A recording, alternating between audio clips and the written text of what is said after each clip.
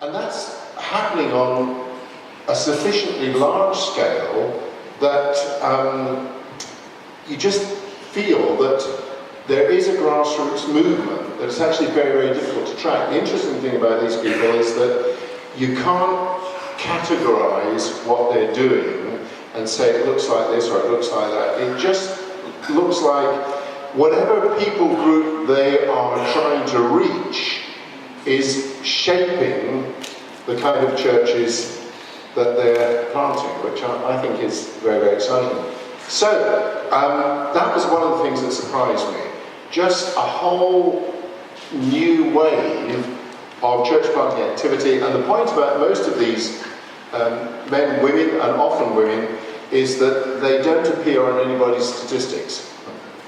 So officially they just don't exist as far as the media is concerned. So this part of the church, which is growing, I think, very significantly, is just not appearing in any of the official figures that you'll hear about in terms of what's happening in the UK church. That's the first thing. The second thing that's impressed me of late has been the number of church plants amongst ethnic minorities where they're asking different kinds of questions than the ones they have been asking. In the past, as you know, the largest number of church plants in the UK, possibly 50% of all church plants in the UK, are actually amongst ethnic minorities. The problem with that is exciting in one way, and some of the biggest churches in the UK are these kinds of churches. The problem with that, though, is that, as one person has put it, these churches are incredibly successful amongst 2% of the population, and incredibly unsuccessful amongst 98% of the population. Just recently, I've heard large numbers of those leaders saying, how can we shift that? How can we begin to work cross-culturally?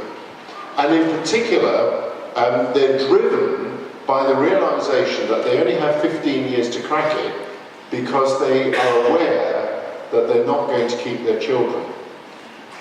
Even now, they're beginning to see their children, and certainly their grandchildren, are taking on the habits, if you like, the mindset, the culture of their English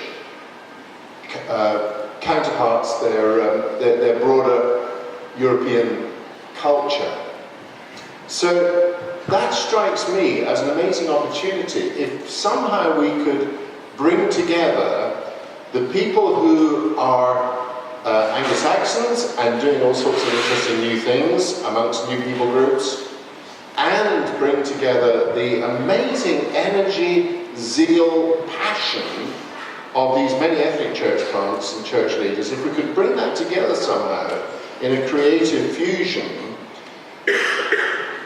something amazing could come out of that. So that's just a little bit of some of the things that I'm seeing around the place. My one regret is that I'm approaching 65, because for my money, I've been in ministry since the age of 20, for my money, this is the most exciting time to be a Christian. I only wish I was 40 years younger. So I'm looking with envy at some of you who are quite a bit younger than me and thinking, wow, you have got a fantastic future ahead of you, because God is going to do some amazing things in these next 20 years.